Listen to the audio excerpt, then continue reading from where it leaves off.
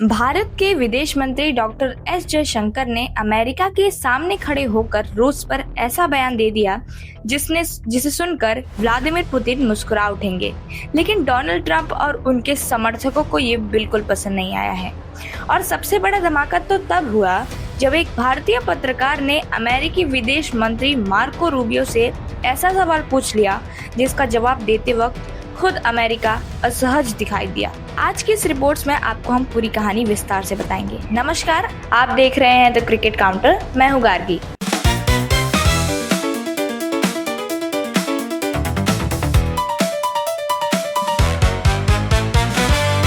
भारत के दौरे पर आए अमेरिकी विदेश मंत्री मार्को रूबियो और भारत के विदेश मंत्री डॉक्टर एस जयशंकर जी की जॉइंट प्रेस कॉन्फ्रेंस इस समय पूरी दुनिया में चर्चा का विषय बनी हुई है, क्योंकि इस प्रेस कॉन्फ्रेंस में सिर्फ कूटनीति नहीं हुई बल्कि दुनिया को ये मैसेज भी दिया गया कि भारत अब किसी एक खेमे की राजनीति नहीं करता। भारत अपने हितों के अनुसार फैसले लेता है और अगर बात रूस की हो तो भारत किसी दबाव में आने वाला नहीं है। दरअसल पिछले कुछ वर्षों में अमेरिका लगातार चाहता रहा कि भारत रूस से दूरी बनाए।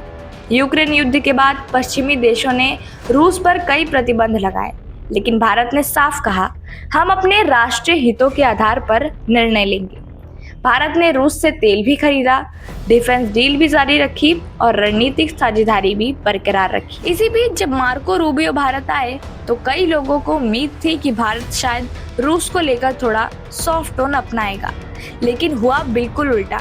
डॉक्टर एस जयशंकर ने पूरी दुनिया के सामने कहा, India has relationships with all parties and we have very strong relation with Russia.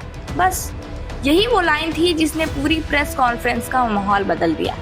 ये बयान उन लोगों के लिए सीधा जवाब था जो कहते हैं कि भारत अमेरिका के दबाव में काम करता है।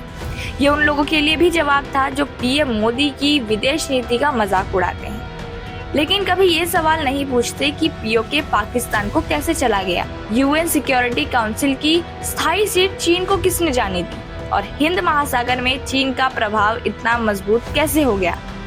आज का भारत अलग है। आज भारत अमेरिका से दोस्ती भी रखता है और रूस से रिश्ते भी मजबूत रखता है। लेकिन कहानी यहीं खत्म नहीं हुई है। इसी प्रेस कॉन्फ्रेंस में भारतीय पत्रकार सिद्धांत सिब्बल ने मार्को रूबियो से एक ऐसा सवाल पूछ लिया जिसने पूरे माहौल को और ज्यादा गर्म कर दिया। सवाल था कि अमेरिका में भारतीयों और इंडियन अमेरिकन के खिलाफ लगातार नस्ल भेदी टिप्पणियां क्यों की जाती हैं और इन बयानों का समर्थन क्यों होता है।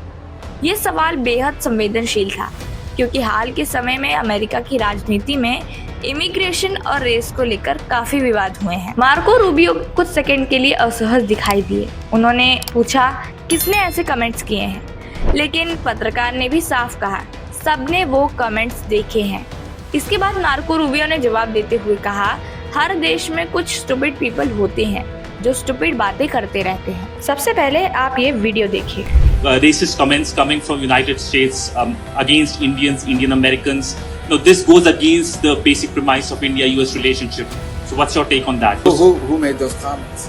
We all have seen those comments, sir. We have seen endorsement of those comments. Every country in the world has stupid people.